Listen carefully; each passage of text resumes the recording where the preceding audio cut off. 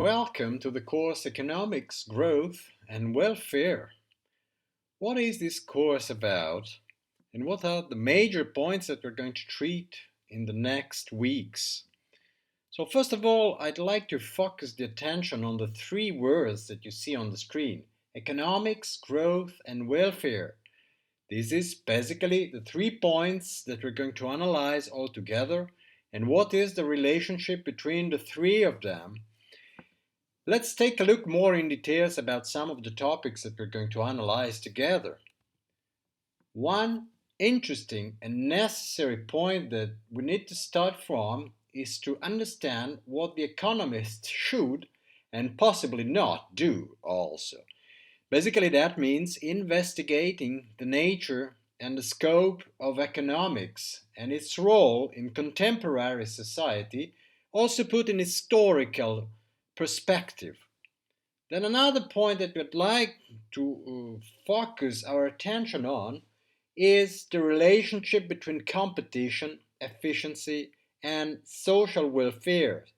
Particularly, we'll investigate what is the role of competition in modern capitalist societies and what might be possible impediments for that competition to properly work and to generate the required growth that will nurture the economy as a whole.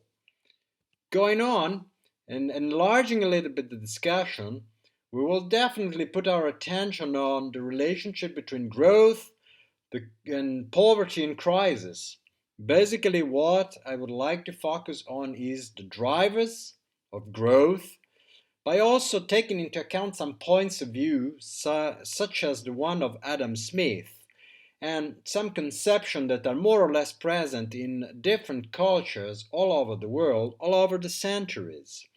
Then I would like to discuss a bit on aspects related to moral and the markets and the relationship between ethics and the way the markets work. And last but not least, I would like also to focus on the roots of possible crises that occur from time to time in our societies, in our economies, everywhere in the world. By extending a little bit the discussion, I would like also to focus on the theories of public sector while focusing on taxation and regulation. I think it is quite important to take a look at the role of the government nowadays to see how it influences economic development and how it can, for instance, trigger or impede innovation, which will finally result in economic growth. I think that we could still also dedicate specific attention to the climate policy and to the current energy prices crisis, which is basically affecting growth in our countries. I think this is of paramount importance, especially if we take a look at the recent Green Deal and the green transition, which is advocated especially by the Western countries, but which is followed also with strong interest by some developing countries all over the world.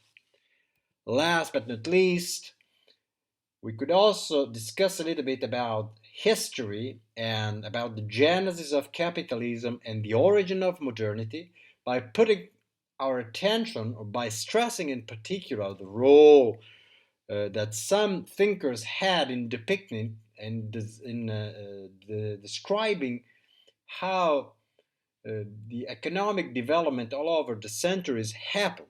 In particular, we will take a look at the view of Marx and the view of Max Weber, and we will try to find a solution in this enigma to understand how capitalism was born in Europe and how it evolved over time by trying to find a certain convergence between different points of view to see what are the points that really characterized the evolution of the societies over the centuries and led to the point that we know nowadays.